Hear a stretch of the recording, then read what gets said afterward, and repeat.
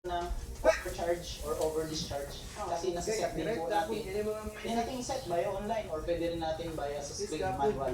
So, ganun din lang i-check kung saan draw na. Okay guys. Seconds lang wala to. So, ang bilis niya talaga mag-commission ang tawag doon. Mag-synchronize yung hybrid inverter sa battery. Tama po. Parang 5 seconds lang yun. O less than. Less than. And this big screen also support the quick commissioning even without internet. Uy! Uy, bagay na ako. Block crush, block blast. Ikaw. Download today to get started. Copy ba kaya pamkin nyo? Tama naman pamkin nyo. Okay lang yan. Push lang.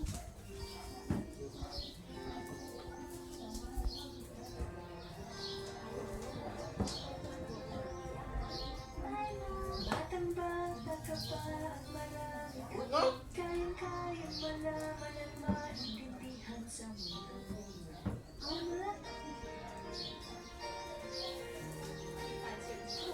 Wala yung sinilali ha. Ay, yaw!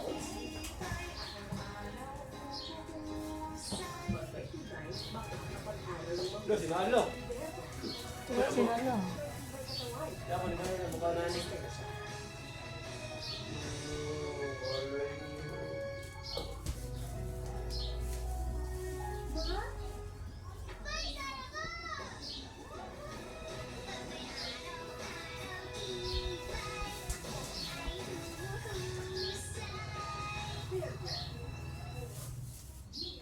Po yung actual consumption ng bahay na nasa 600 watts.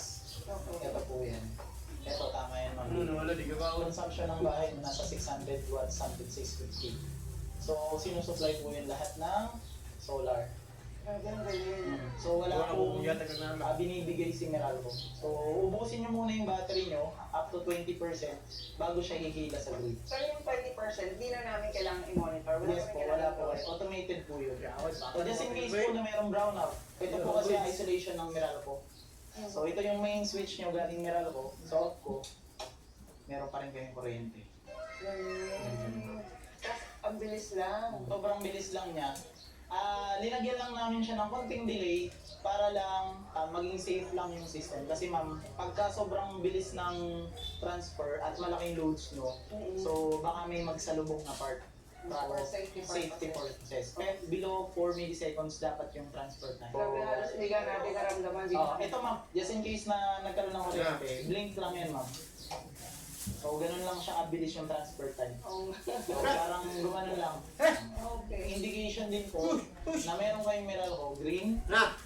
may